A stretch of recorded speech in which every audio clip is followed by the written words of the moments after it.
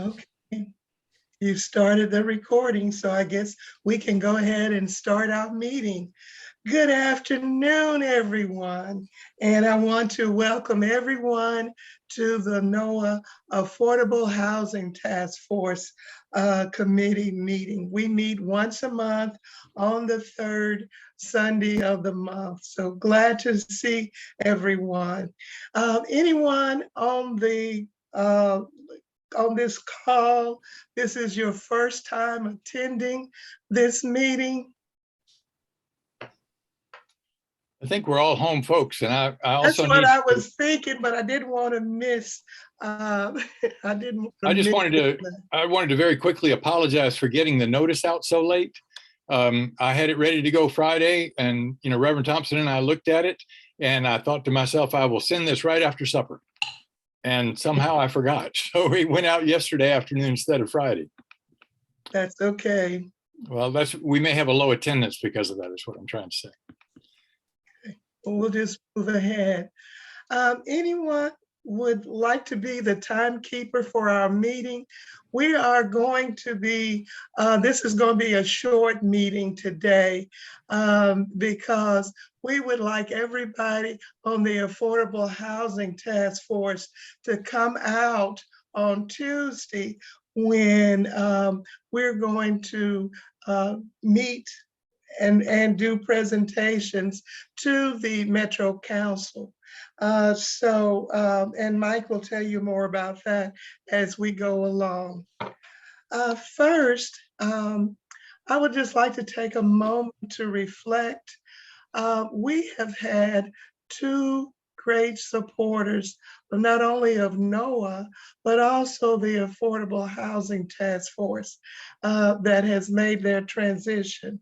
The first person last month, I don't know if everyone is aware of the passing of Jim Zaralik, and he was faithful with us until the very end. And then 2 weeks ago, we lost another very strong supporter, Maggie Cox. So if you would, let's take a moment to reflect and remember, moments of silence to reflect and remember those two wonderful, beautiful people.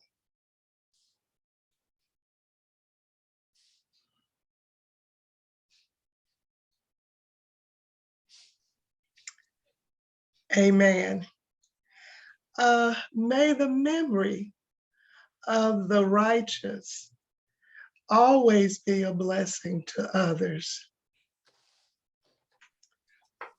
All right. Anyway, a timekeeper. We have anyone who would like to volunteer to be the timekeeper for this meeting to keep us on track? The agenda is in the chat box. I'll do that for us, Shirley. Okay, thank you. Thank you. Well, we're going to start off today with the April Community Conversation on Housing. And just to review some, and let everyone make comments. On April 26th, we met with not only the NOAA Affordable Housing Task Force committee, but some of the other committees met as well before the Metro Council. I'm sorry, the Affordable Housing Task Force met before the Metro Council. And what was so good about this meeting is that there was approximately 56 people that was on the Zoom call, and then we had 11 council members, give a shout out, that also attended and participated. And so we would just like to review some highlights of that meeting and like to hear comments from you also. So Mike, if you would run the first the testimony from one of our educators, one of our teachers spoke. She is a member of SEIU, and she spoke. So Mike, are you ready to roll? Yes, ma'am. Okay. All right, here we go. I think it'll be loud enough. Can everybody see that okay? Yes. For the most part, my income has always been afforded me the opportunity to find a safe neighborhood for my children to live in. And it hasn't always been comfortable, okay? So I'm a teacher, and I tell my children all the time, you know what? It's gonna be fine. It's gonna get better because I have an education, I have some degrees, and I'm working hard. And every year I work, it just means we're closer and closer to our reality and or to my dreams. And one of my dreams for my children, myself, was home ownership. And just recently, Metro employees, teachers, we received a raise. And when someone says you're going to get a raise and it's a substantial raise, and you're like, finally, the moment is here. I can give my children, I guess, the American dream. We can have that. And I'm so excited, and I'm telling my daughter, you should be a teacher. They're always going to need teachers. And I'm just excited. And then I'm looking at my paychecks and I'm wondering, where's the raise? And so I even called HR, I called human resources. I was like, or payroll. And I was like, can you explain? I can't see my raise. And once we went down every line item, from insurance increasing to now I'm in a higher tax bracket, I think I saw maybe $89 or so per paycheck. And it was a substantial raise. And then it's like your dreams are thwarted. And you're like, okay, well, I'm still making more money. I'm still on the path to home ownership. Maybe can't necessarily pick the neighborhood that I want to live in, but I can definitely afford a home. And then I guess the bottom fell out. I can't afford a home. Not in a nice neighborhood, and maybe not in the city of Nashville, and maybe not even in the surrounding areas. And that hurts. It hurts, and it feels deceptive. It feels like I told my kids that keep working hard and get an education and you can have these things that I don't have. And so I am currently in conversations with my landlord at an apartment complex that's about 37, 40 years old, as they're going to increase my rent by $400. And I don't have a choice. I can't just pick up my life and my children and take them out of their schools and out of a safe neighborhood. So we're going to pay the money. I don't know where that's going to leave us, but I'm hoping that Metro Council will find a way to invest in educators, public servants. I'm hoping that you're going to find a way to make sure that we can live in the city of the people that we serve. I serve people's children every single day, and I'm concerned that my child won't be able to get a quality education. And I'm concerned that my child won't be able to be in a safe neighborhood. And so I'm asking council members, I'm going to ask anybody, I'm going to say, because this isn't just my story, a lot of people have this same story. What are you going to do to support us? What's going to happen to our educational system if, especially like me, people of color, can't live in the city and teach the children? And so I know there are plenty of people who have ideas. I know there are places where you can invest money to make sure that there's equitable housing, there's safe housing, and there's housing for all income levels. All right. What do you think? After viewing, this is just one of the videos that was shown to the Metro Council. We had another video that was a Metro school cafeteria manager who, spoke on the same, same issue, same problem. But so I want to throw it out. What do you think?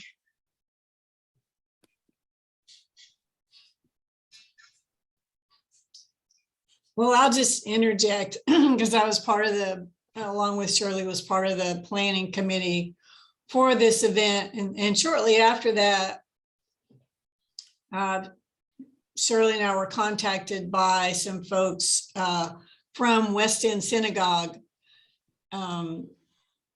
because they recently completed a listening session within their congregation. And many of the people that they spoke with, and many of them were attendees at this virtual community conversation on housing, as we called it.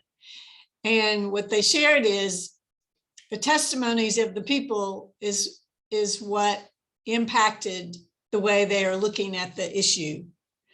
It touched them, and now they feel pressed to do more within their own congregation. How can we be engaged? How can we do more? And I think that's one of the greatest values that we can bring to conversations with our public officials, is to bring those direct connections because they may not always have those.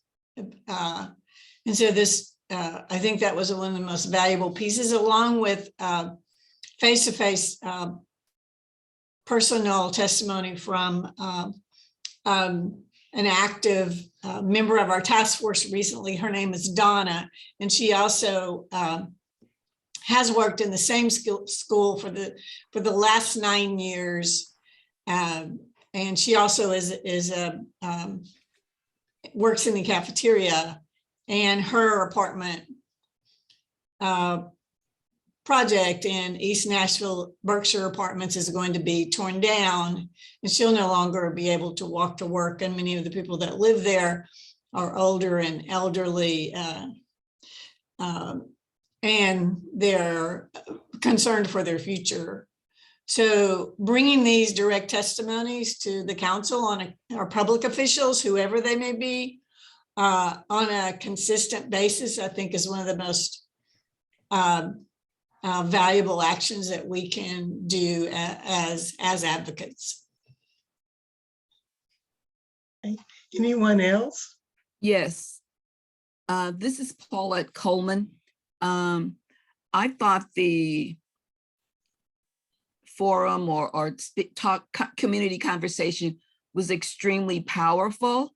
And I think we all know the power of storytelling, and the more stories we can tell, the more people are impacted and are motivated to act or react. I also think, and I think we discussed it, I'm not sure whether or not, I think we had about 12 or 13 council members there, and I wanted to make sure that we sent the video to those who were absent. And I think we did that, and I think that's important. And I think we probably can think in terms of having more of these critical conversations. And if there are areas in which council members need help that we have discerned from our interactions with them, that may shape what the future critical conversations may be. Oh, and I'm sorry. And the final thing is anything we have toward solutions, whether they require budgetary impact, whether they require a sensitivity or knowledge of council members of the both anticipated and unanticipated consequences of their decisions. And I think also a reminder to the council members of how much power and influence they have with regard to zoning decisions and variances. And one other thing we probably have to get some better consensus on And that's the idea of increased density. Thank you, Paulette. I think Avi has his hand up. I'm going to say this with humility because I'm not trying to boast, but I had a lunch with the mayor last week, and we had other issues, personal issues, some other stuff. But of course, I'd never lose an opportunity to talk housing. And we got into some housing stuff, and he initiated a description of what he thinks a neighborhood should look like. And it came from him. And Mike has always said that, I've said it, others have, that all of our neighbors should be inclusive. All of our neighborhoods should be inclusive. And I'm just not understanding, I'm thinking we need to take a strong position on what neighborhood should look like. And if new buildings are going up in a neighborhood, whether it's East Bank or any of our neighborhoods that are at the high end, that the city ought to balance it with affordable, other affordable. That's the expectation, is that they will balance the middle class plus housing with middle class lower housing. And that's the commitment from the city, however they do it. But that should be our expectation. No neighborhood should be exclusively upper class. There were also some statistics that we had shared with them. Shirley, did you want me to share those at this Let's point? go to the statistics that we shared. Okay. I was really pleased with these because several people helped put them together, and we got some good information too from AgeWell. Let's see if I can do this now. Play from current slide. Okay, can everybody see that? All right. Yes, it's a blue screen. Good, that's what we wanted. Okay. Just wanted to share the medium home price is now $405,000. And this represents a $100,000 increase in just 1 year. Another statistics that was alarming to me was that the median rent for 1-bedroom apartment here in Nashville, Davidson County is $1,713 a month, or $20,000, 556 a year. And another little fact, the median worker gross wage is $37,800 a year, or $31,500 a month. The cost burden means paying more than 30% of income on housing.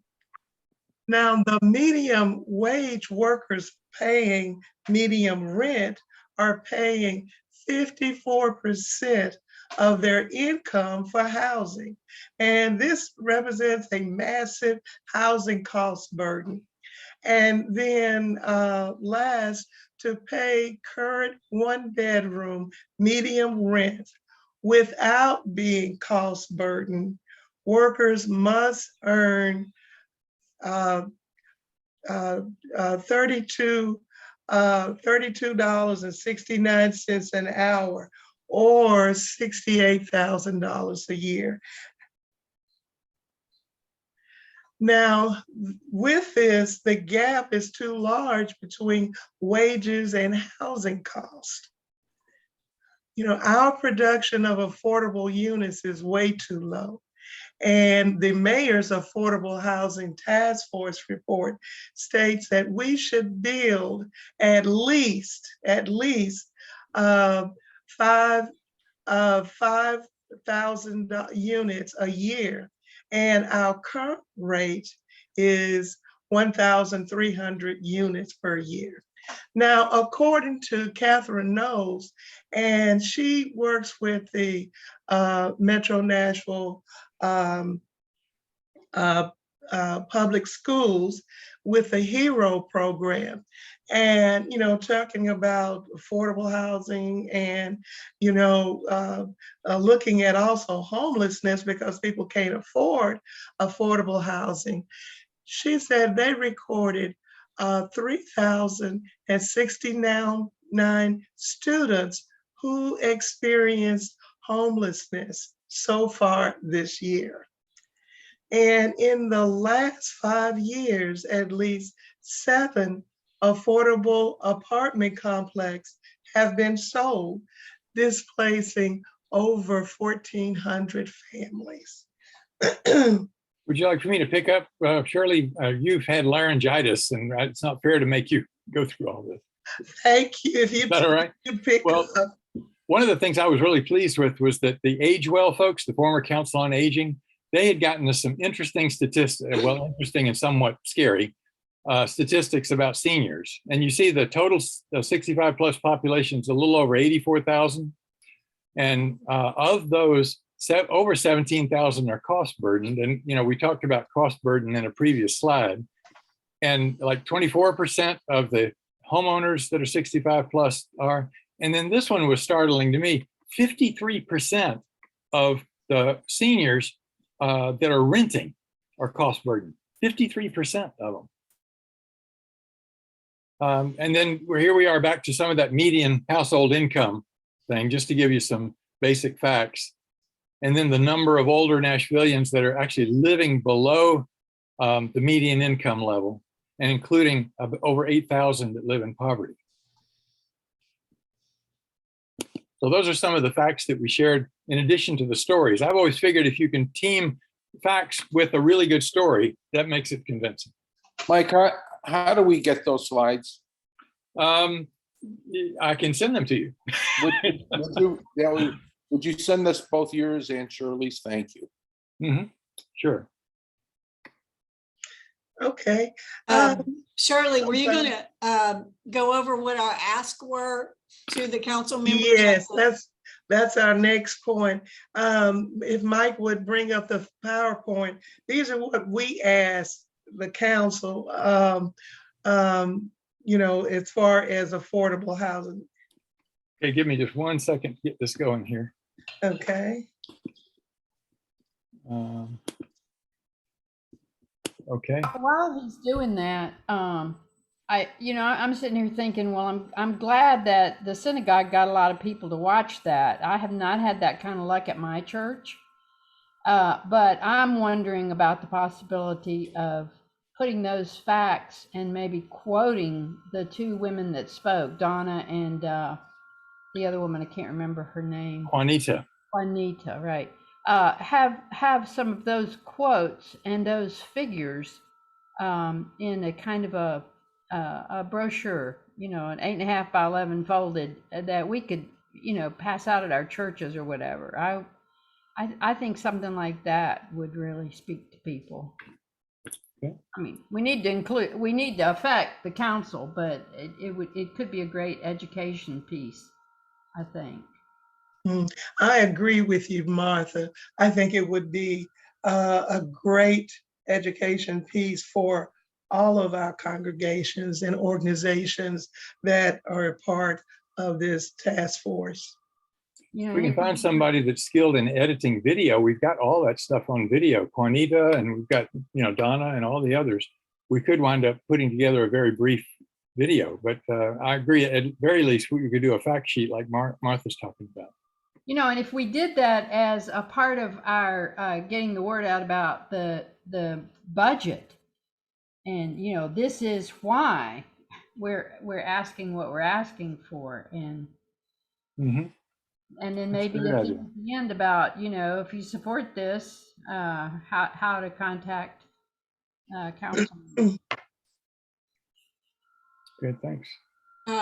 So if we put this, I'm gonna steal an executive moment privilege really quick. Elaine, are you with us?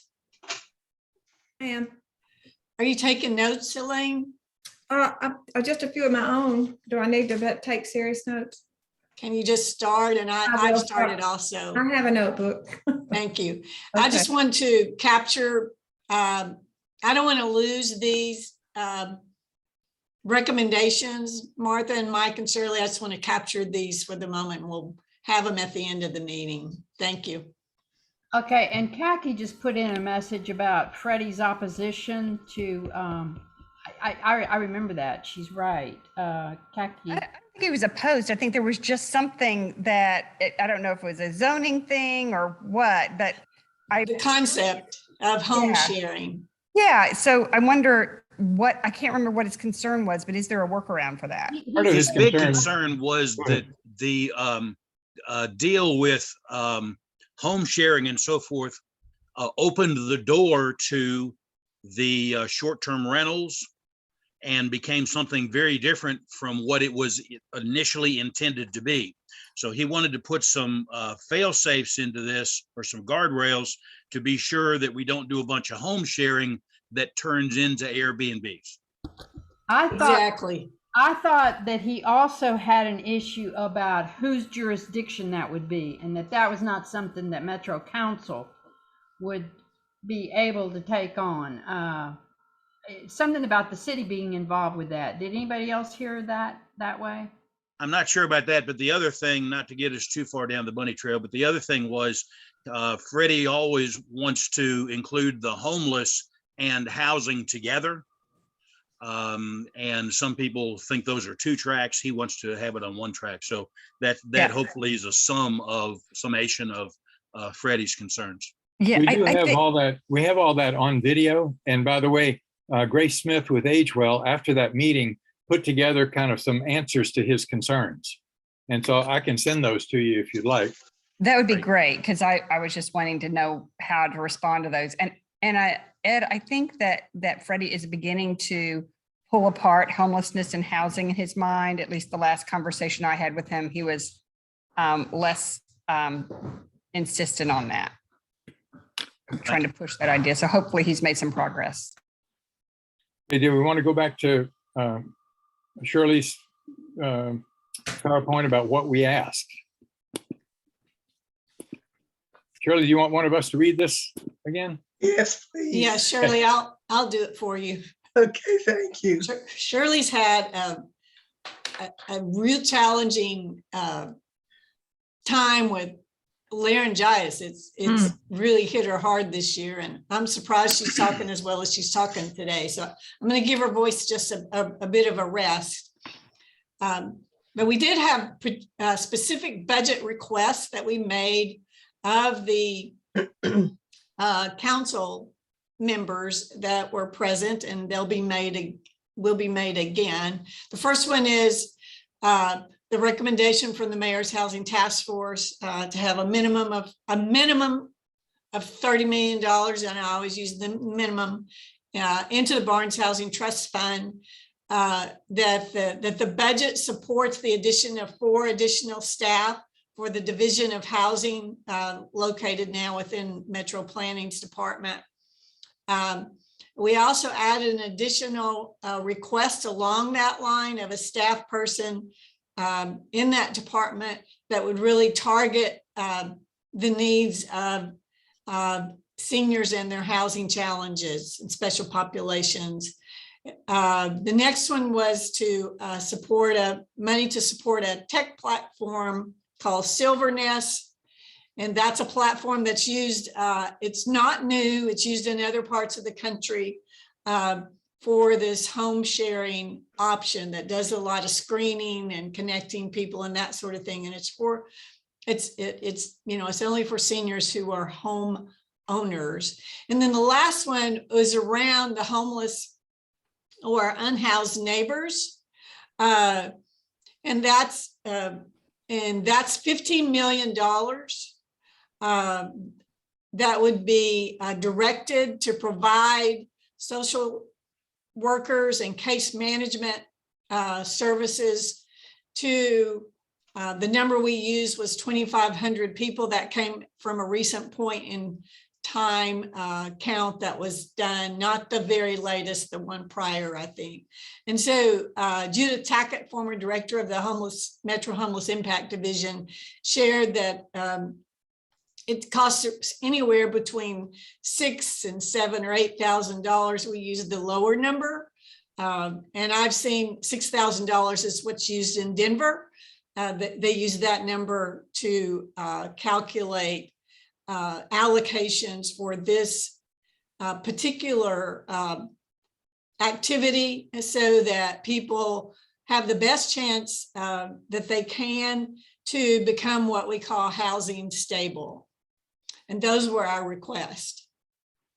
And then we had non-budget requests.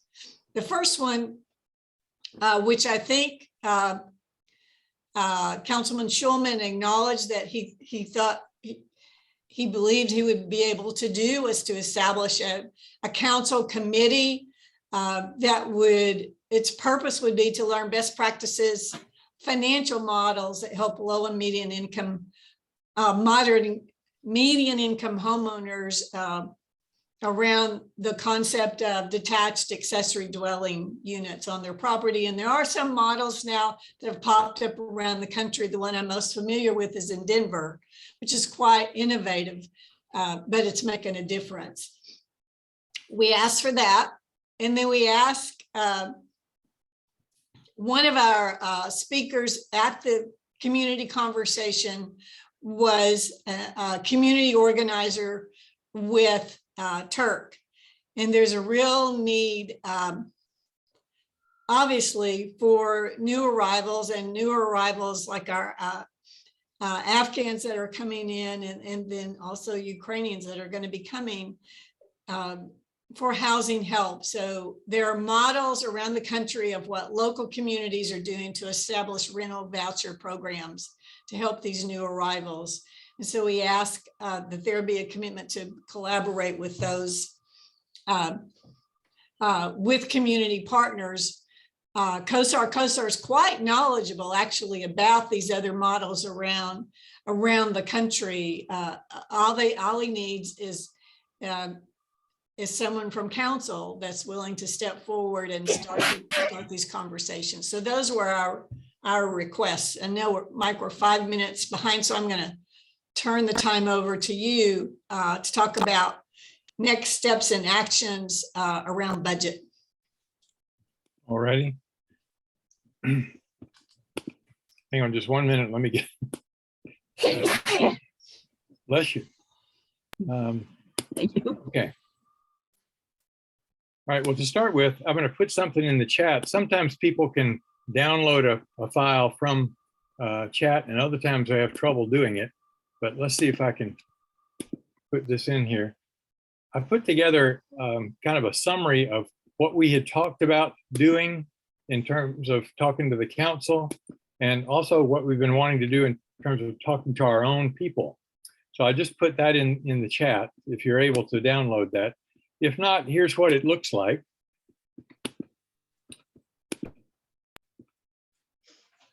We wanted to pass out something to our own folks. In fact, at our membership meeting, we had commitments from the Affordable Housing Task Force breakout of people that are willing to do some of these things. And what can you do for a moral budget? Well, one thing you can do is read over our moral budget priorities from all of our task forces. You just saw the ones that are from affordable housing. There are others. And this little link here, if you click on that, that gets you to the whole list. The other thing we wanted people to do is to attend the Metro Council meeting that's this Tuesday to support the moral budget and our NOAA speakers. People need to be there by 5:30 p.m. if possible. The council meeting doesn't actually start till 6:30, but we wanted to get everybody there as quickly as we could and take a picture of our folks and then put it on social media saying, here's a group of NOAA leaders at the Metro Council supporting a moral budget. We have people that have signed up to speak. This is what the council calls a public comment period. So they have 20 minutes allocated for people to speak, and the most you get is 2 minutes each. I hope we got all of our folks signed up. We won't know until tomorrow afternoon late if all of our folks were really able to get signed up. and if there weren't other people in front of them, because this is for anybody that wants to speak. We want people to lead a short conversation or discussion with folks from their own congregation or group about budgets as moral documents. And we just want people to do a little talking. It can be a short meeting. It doesn't have to be something real formal, just getting some people together.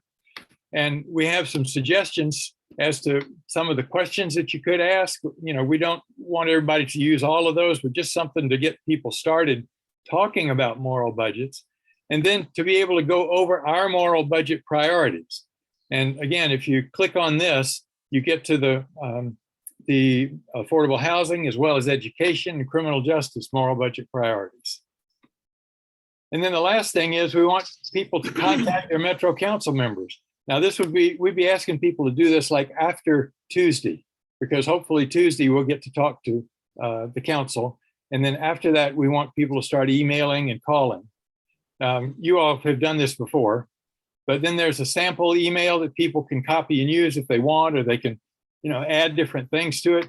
This is here a short summary of our whole ask, you know, the money for affordable housing, but also criminal justice, some money for a non-law enforcement response to mental health crisis. We've talked about that.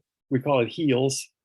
And education wants continuing programs to deal with suspensions and increasing counselors and social workers. And economic equity is interested in a good cost of living raise for the Metro employees, and also updating the pay scale for the support staff, because they are so low paid that a 5% increase is not going to do a lot for them. Somehow they have to have a bigger jump than that. And again, we've got the list there of what people can do. Now, does anybody have any questions about this? What we're actually asking, we're not just asking people to do it, we're asking you to do it, as well as everybody else on our list. But I wanted to make sure if anybody had questions about this. Yeah, Elaine? That last slide that says the 4 things that we need to ask before the final budget, are you going to send that out to the whole NOAA list? Yes. And prompt us again with that information? Oh, yeah. Okay, after Tuesday, yeah. Yes, and this is also the same thing I put in the chat. I don't know if you're able to, if you double click on that, it should open up. Any other questions? And I guess I'm most interested in, does this make sense? Does this feel like something that will help move us along toward a moral budget?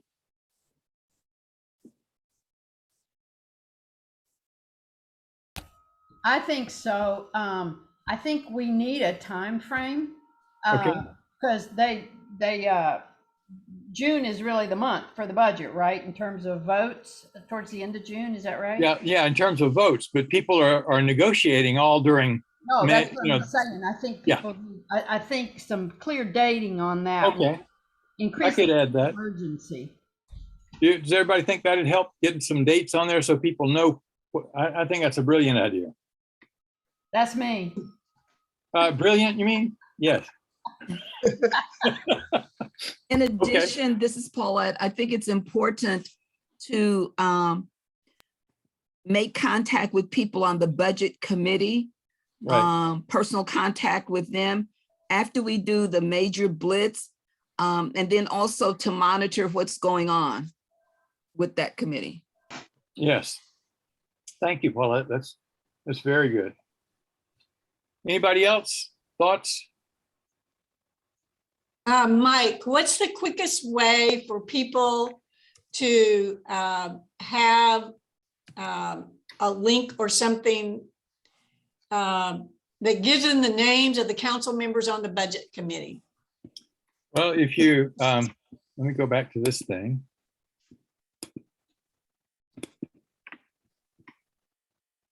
Oh, on the budget. Oh, okay. I see what you're saying. I misunderstood. You can actually see the list of council members by clicking on this link here. Right. But it won't tell you the budget committee. What I was going to suggest is if I can send this out to kind of the general membership, and then maybe some of us from the task forces that are active, maybe we follow up on the budget and finance committee. For example, Berkeley Allen has been very engaged with us around the housing stuff as well as around the criminal justice things. So she's, I think, very open to staying in touch with us. And there are other people on that committee, of course, lots of other people. But that's the kind of thing I think some of us would be needing to do rather than trying to get everybody to do it. We don't want 20 people calling Berkeley asking, we want 20 people emailing Berkeley telling her this is important, but we don't necessarily want them to be calling them, and we don't want them to get nagged. Okay, so you'll tap somebody's shoulder to be the outreach person to Berkeley Allen. But what I'd like to do is maybe some of us can figure out, we've through meeting with Ron and Regina and then the other task force chairs, we've been having some of those meetings. Maybe one of the things we need to do after the 17th, after Tuesday, is to reconvene that group and split them up. Yes. And Paulette has put a very important notice in the chat. Do you want to say something about that, Paulette? Just wanted to remind everybody that NOAA, after a 2-year hiatus, is having our 5th fundraising banquet. It is Thursday, July 21st at the Convention Center, Music City Center. And we've never honored anybody before, but this year we will be honoring Congressman Jim Cooper and also State Senator Brenda Gilmore, because they are retiring after about 3 decades of public service. It's not just to honor, it's not just to socialize, it's to raise money. And we know in the NOAA tradition, organizing people and organizing money is what makes us go through. Everybody that I've talked about who's in fundraising, they're just dribbling at the mouth that we have been able to get these 2 people as honorees. So we need your help. If 2 people can't do it, we need help in buying tickets, selling ads, getting sponsorships. We will go live this week. There will be a website, there will be information, and please, please, please make this a high priority and make this a very successful event. I appreciate the time. Let's see, Avi's got his hand up. Oh, I really didn't, but I do have something to say. I really do have something to say. I think your handouts are great, Mike. I think I just looked at them real quickly. They're going to be very usable for me in my email. But I'm just hoping that after this budget, that we could start using language like not just the vision for Nashville, but a moral vision for Nashville. Mm-hmm. And that moral vision is inclusivity. Mm-hmm. And that moral issue is getting rid of dense poverty and or at least giving people an option to live somewhere else if they want it. And because we know Education Committee, Criminal Justice Committee, Housing Committee, we all know that the more inclusive a neighborhood, the less likely there will be problems. Okay, thank you. I just realized we're about 6 minutes over time. So if it's okay, was there anything else that needed to be addressed? Did the handouts look okay to everybody else? Mike, I should mention one thing. The question came up about council members on the committee. People go to the council tab on the Nashville website, and on the left where it says navigate, click on that. There will be the list of all of the council committees and all of the members of those committees. Okay. And then each individual council person on there, when you click on them as a council person, it will list the committees on which that particular council person serves. So people can find out committee members. Perfect. Okay. Thanks, Ed. Sure. There you go. All right. I think this is Kay's turn now. Is that right? It is. And we're okay on time because we have a short meeting. The next items are just quick updates on what's going on with the River Chase redevelopment in East Nashville, where we are with the community benefits agreement and what's happening actually on the ground with the tenants that are still left there. So Martha, would you work with me and give an update on that? Sure. Well, we're not where we would like to be. Basically, a couple of weeks ago, what has kept happening just very recently is we make verbal agreements, and then when CREA's lawyers go back to write it all up, they don't write it up quite the way we had verbally agreed to do it. And so there are some gaps or holes or things left undone. And so we are hoping to get back to the table very soon. And they've expressed that. The one thing we have going is everybody wants to see this thing completed, but it's been a little slow here. And thankfully, Sean Parker is not going to present it to the council till it's right. So we're hoping for one more long day of work with committee members and negotiating team and lawyers to hammer it out together and get it down on paper. But we have felt incredible support from the city for this to get done right. So I'm trusting our city on this big time, and mostly Sean Parker. Anything else we should say? As of what we know, as of the end of this past week, is that the number that's given to us is that there are currently 53 remaining tenants. Numbers that have been reported of those remaining have gone back and forth. And so we've had a hard time getting a handle on that, but a representative from Korea did share that of the end of the week. Of those that are remaining, there's probably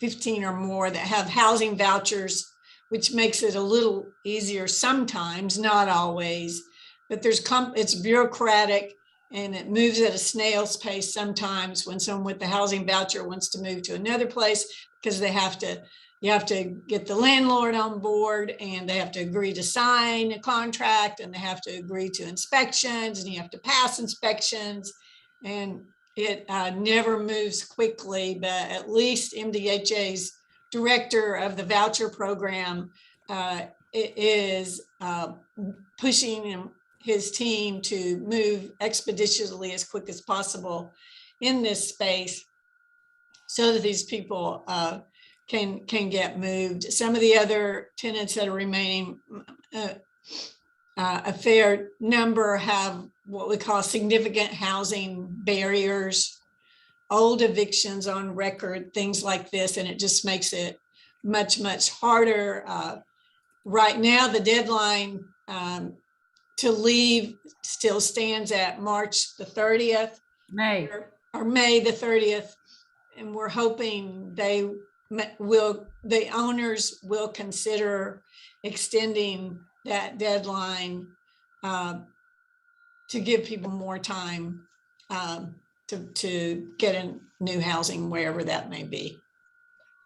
And I just want to add, the problem with those remaining right now is they're large families. They need 3 bedrooms or more, and that's very difficult to find. Elderly people who need to stay near their doctors. They don't need to be moved to Clarksville or Madison or other communities. So as one of the members of our group says, if there was a place for these people to go, they'd already be there. I mean, nobody wants to be at River Chase right now, but there's a lack of housing. And so it's not just CREA that can solve this. The city has to step up and solve some of this. And I haven't seen, well, we have to do more than they're doing right now, or those people have to be able to stay there. Because the last thing CREA wants too is, an 85-year-old woman out on the street because she doesn't have any place to go. Yeah, so they're investing a lot of brain power and financial resources and people resources, they being the company, in turning over every stone, wherever it may be, to help people get into new housing. By the way, we've been trying to send out updates like this. So the email you got that told you about this meeting had a link in it that would give you some of the updates ahead of time. So we're trying to get away from having to report everything in the meeting itself. And this way you've got something that you can keep on your computer if it's helpful. Yeah. Hey, the city was setting up a catalyst fund to take care of emergency situations. I know Hannah has been working on that. number one, is this the type of situation that when Catalyst is done would be able to help these people? And number two, any update on where that stands? The answer to the first question is yes. And the answer to the second question is the last time I talked with Hannah Davis, which was just the last few days, the Catalyst Fund has issued some sort of RFP or something to secure I guess I would call it a program manager. They need someone to administer it. I guess there's not enough capacity within very small staff of the housing division right now. In other cities, this would be managed within the housing department itself. But our housing department doesn't have enough people, and doesn't have its framework built out yet to be able to do this. So they're looking for another outside entity. And as far as I know, that's all I know, is that has been issued. And I don't know that they have any organization on board to manage that yet. Thank you. Yep. And then the last topic I want to bring up, which actually ties back to what we discussed earlier this afternoon, on the idea of our vision for Nashville is a vision that includes the word moral, and it includes the words inclusive, as in inclusive neighborhoods. And, you know, one of the desires that was expressed back last winter when we engaged people around what they wanted to see us focusing our efforts and directing our time and energies and brain powers toward, this came up by many people. But nobody really knew how to start, what to do, what do we do next? And Lethea Mann, who's a longtime Nashvilleian, born and raised here, and her family goes back generations. She's a banker with Regions Bank. She has experienced neighborhoods' reactions to developers coming in and being less than candid and open and honest, Ed. And so the neighborhood pushed back and said no. So she agreed to lead an effort herself. And we had the first conversation around this last week, I think, or week before, and then we're due to get activities rolling to begin to create a concept and a vision of what this might look like, but also the most important part, what does it look like to engage different populations with a conversation like this that, quite frankly, can bring some challenging, sensitive topics, whether it's money, economic condition, race, you name it, it can bring it up. But what we know is someone has stepped up to get this started. I'm a little confused. Is the primary focus here is include a diverse group to talk about these particular topics, but what is the main topic that this group is going to address? This group is going to what they decided was their primary first objective was to come up with a vision of what inclusive neighborhoods should look like. Okay. And then from there, conduct community engagement. Got it. And have y'all started having meetings with this? Our group had its initial conversation back at our March meeting. There was a group of folks that gathered together in a breakout session this was the group they wanted to be a part of. And then we gave those notes from that breakout session to Lethea Mann.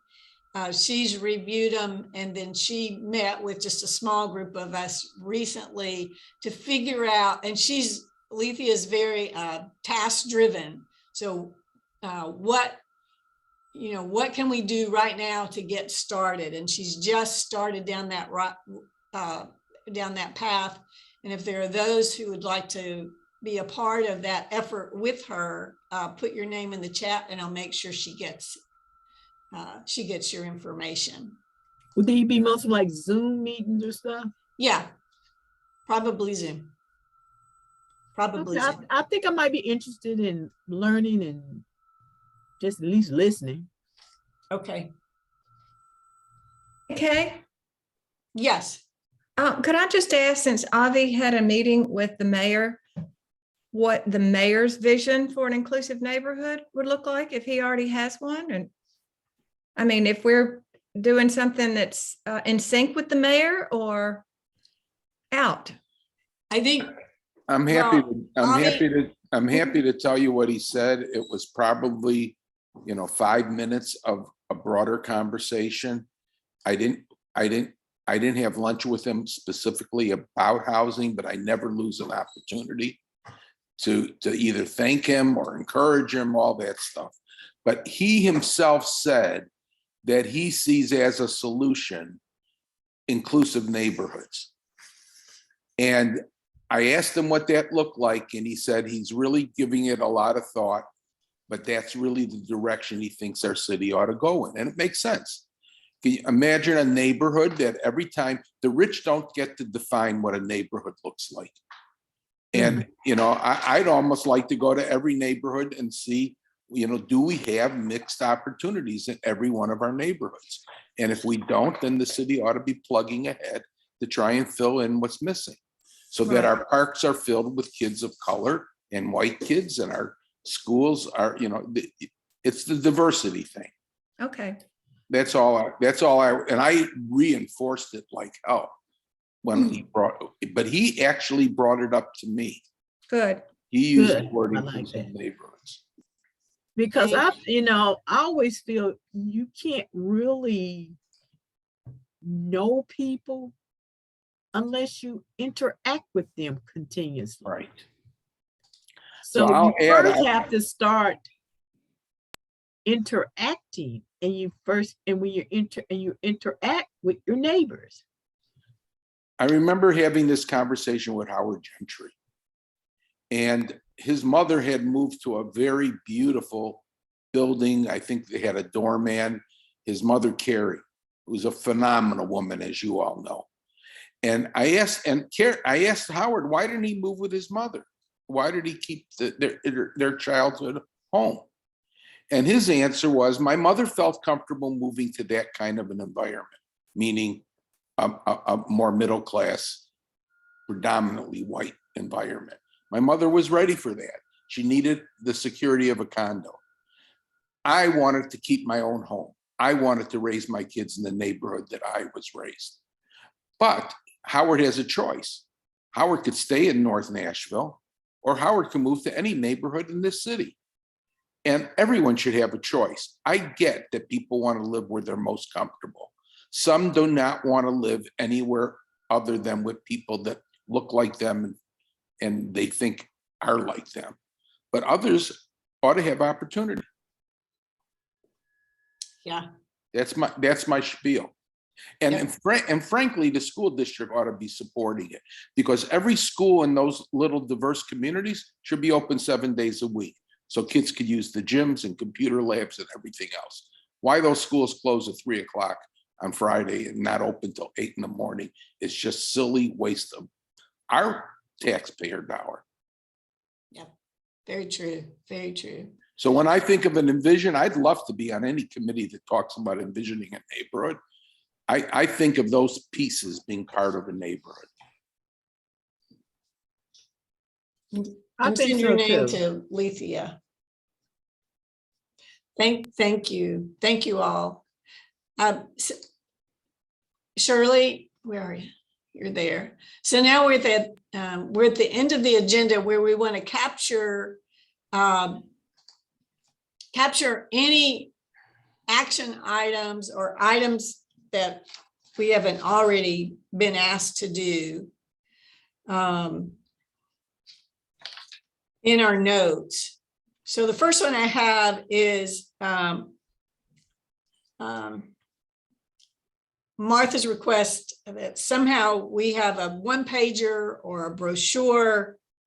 We would like to have this to be able to hand out to within our own networks and congregations that includes housing facts and includes quotes from people that spoke at our recent April community conversation.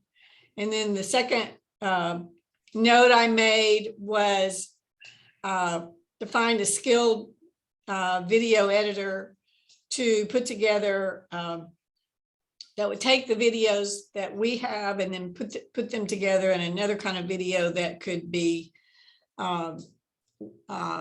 placed on NOAA's website or used by others. Those were the two that I captured, the first two. The second one, Elaine, was around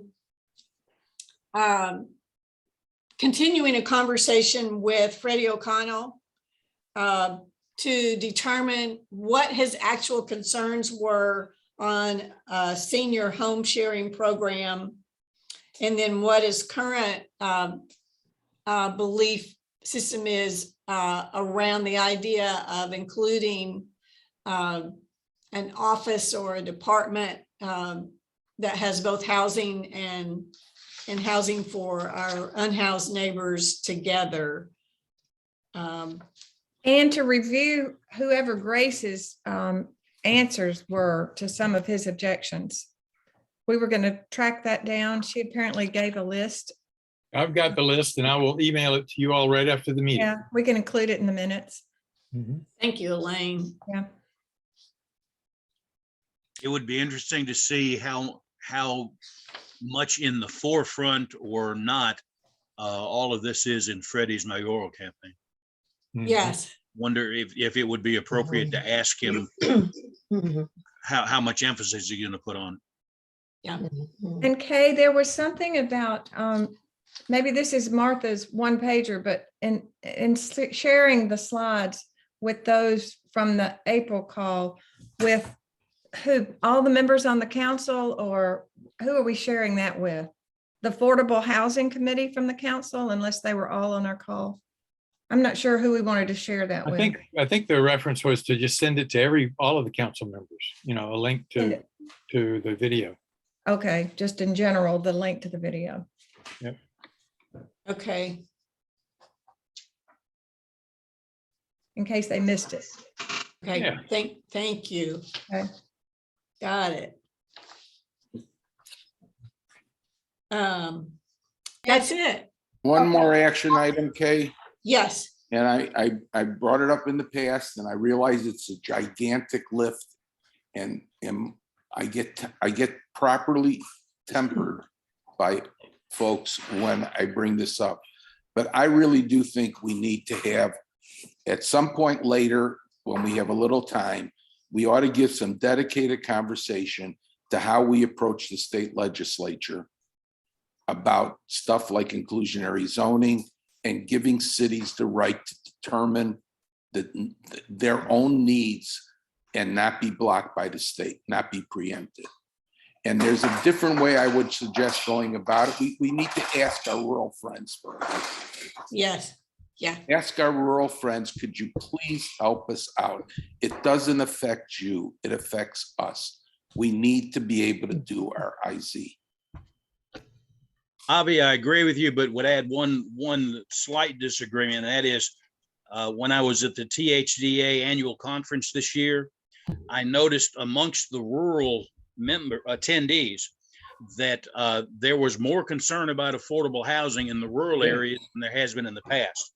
Yes. So we're finding out that it doesn't affect them like it affects us, but it does affect them, and not just the bedroom communities around us, not just Collierville outside of Memphis, but and probably not Weakley County, but the Cumberland Plateau, the agricultural communities of West Tennessee.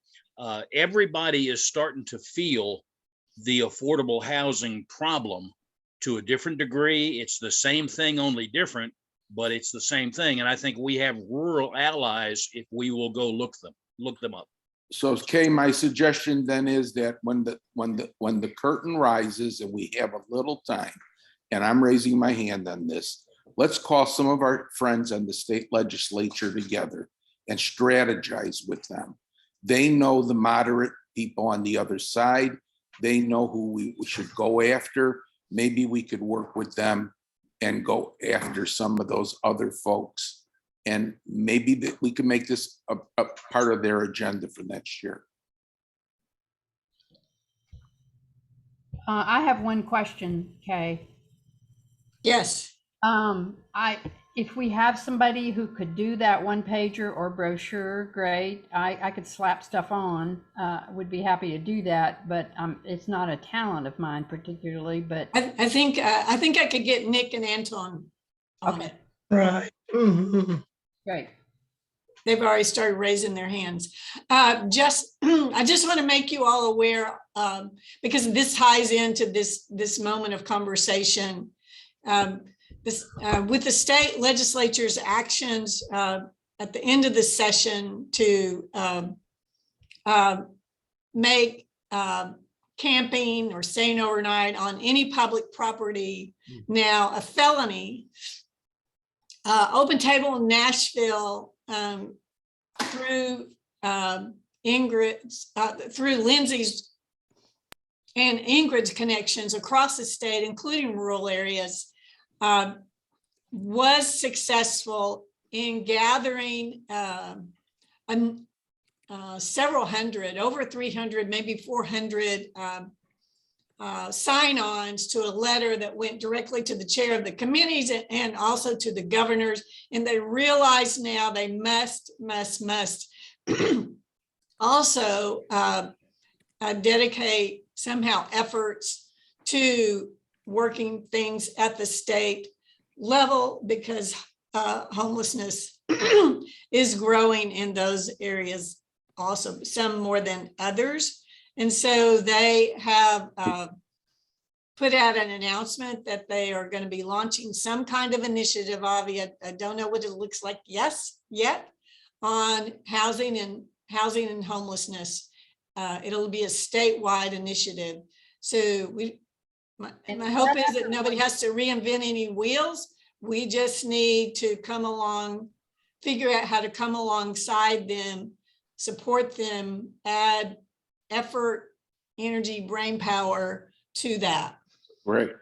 Did And it that was pass? a faith organization that those 300 signatures were All faith. across the state. Yeah. Yes. Yeah. Across the state. Did it pass? It passed. They were So not is able to it- stop it. They couldn't stop it, Mhm. but they're already working on next year. So that's that. It's a vicious law. It's terrible. Mhm. It is. It really is. Okay, evaluations. Yeah, let's do a quick evaluation. Please put in the chat a feeling word, how you're feeling as we're leaving today. No? All right, Kaki says determined. Martha says good about progress. Kaki, you want to say another word about determined?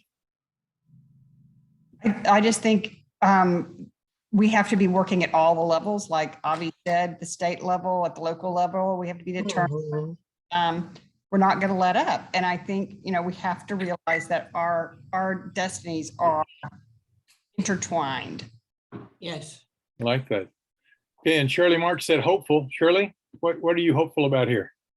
As I listen to everyone, talk, and some of the, efforts that's going to put in, it makes me very, very hopeful.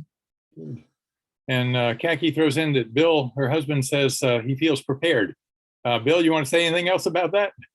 We're going to get all the Friskics Warrens in this. No, just that this meeting really set the table nicely for the action. Okay, thank you. And then let's see, Reverend Thompson, you said inspired. Anytime we can inspire a minister, I'm excited about that. You want to say anything about that?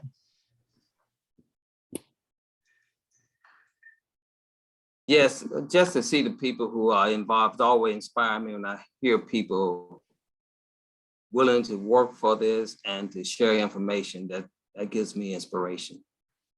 Wonderful, thank you. And last one, Avi, put in all caps revolutionary. You know what? I think we're at the brink of leading a social revolution. I'm ready. And I'm at the age where I can't wait for it to happen. It has to happen now. Amen. So that's what I'm excited about. Okay. And the second part of the evaluation is just how did we do? Did the meeting run well? Was the agenda what we needed to address today? Did we get stuck anywhere? You know, that's always something to take a look at. Did we get stuck anywhere? Mike, I don't think so, but again, we all need the information so we can share it with others, especially the PowerPoints and so forth. That's the information. That's what inspires me when I can see statistics and I can share something with others. Wonderful. Thank you. Patricia Finney says it went well. If there were one or two things you would change about next time, what would it be?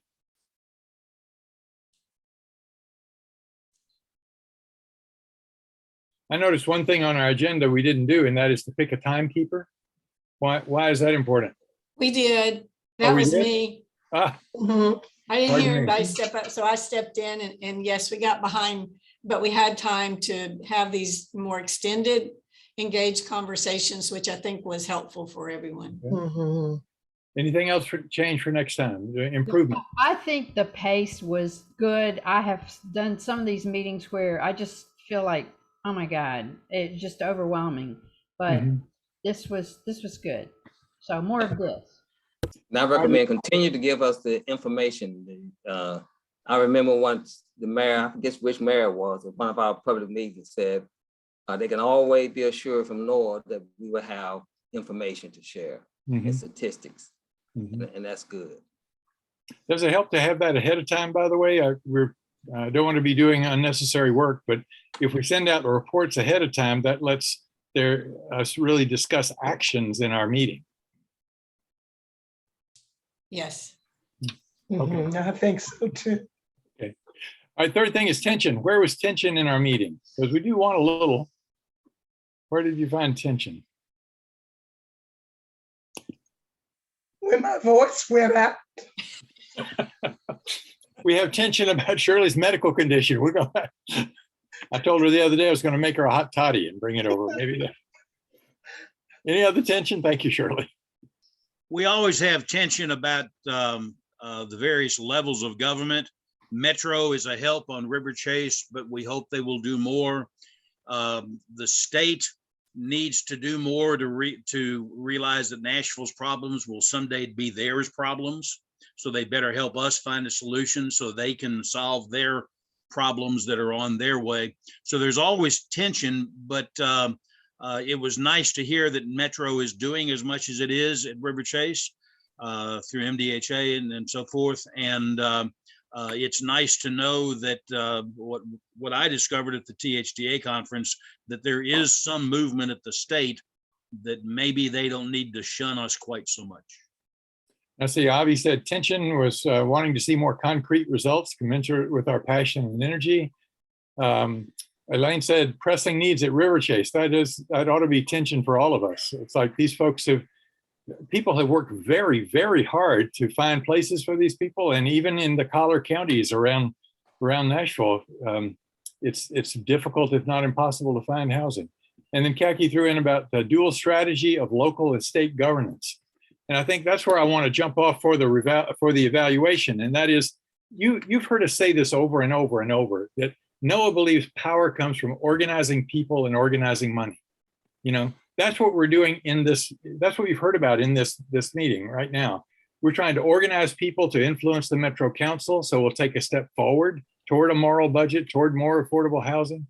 We're trying to organize money so that Noah can remain a viable force.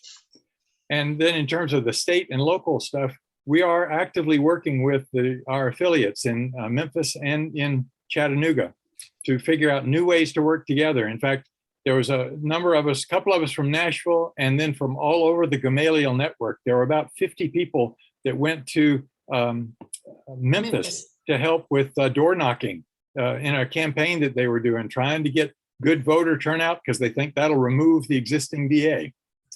So anyway, it's the more we work together, the more that we are able to organize power, the better. And that's the situation we're in right now with the Metro budget. So that's our immediate focus. That's all I would have.